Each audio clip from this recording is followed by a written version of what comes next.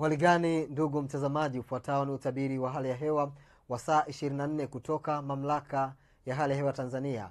Langu jina ni Desderi Moses.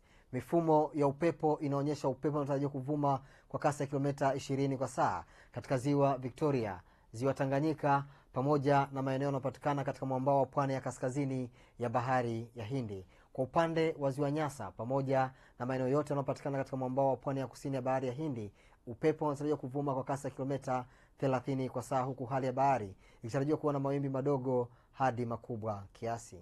Mifumo ya anga inaonyesha kuendelea kuimarika kwa viashiria vya mvua katika maeneo yanayopatikana magharibi mwa nchi yetu kuelekea ukanda wa ziwa Victoria, ambapo Mamlaka ya Hali ya Hewa Tanzania inatoa angalizo la uwepo wa vipindi vifupi vya mvua kubwa katika maeneo machache, hususan yale yanayopatikana katika maeneo ya magharibi mwa nchi yetu pamoja na yale yanayozunguka ukanda wa ziwa Victoria. Hivyo wananchi wanaotokea katika maeneo haya wanatakiwa kuchukua hatua stahiki.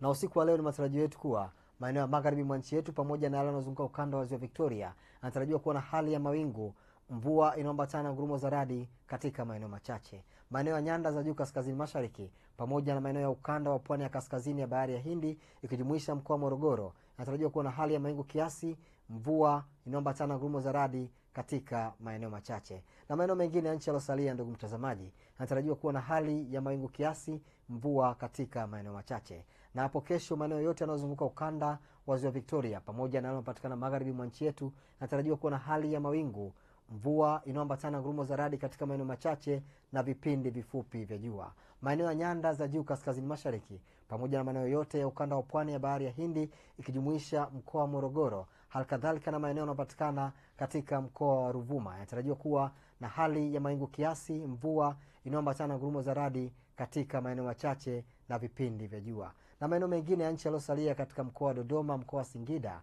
na yale yanayopatikana nyanda za juu kusini magharibi yanatarajiwa kuwa na hali ya mawingu kiasi, mvua katika maeneo machache na vipindi vya jua. Na sasa karibu tuangazie utabiri wa hali ya hewa wa siku 4 zijazo kwa baadhi ya maeneo hapa nchini.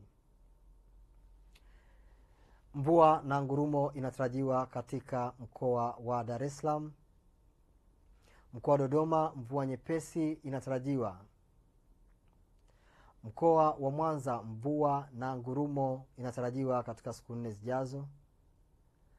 Mkoa wa Kilimanjaro mvua nyepesi pamoja na mvua na ngurumo inatarajiwa. Mkoa wa Mbeya mvua na ngurumo inatarajiwa. Mkoa wa Morogoro vipindi vya mvua pamoja na ngurumo vinatarajiwa. Mkoa wa Arusha vipindi vya mvua pamoja na ngurumo vinatarajiwa. Kutoka Mamlaka ya Hali ya Hewa Tanzania, hadi wakati mwingine, nikutakie uwe na wakati mwema.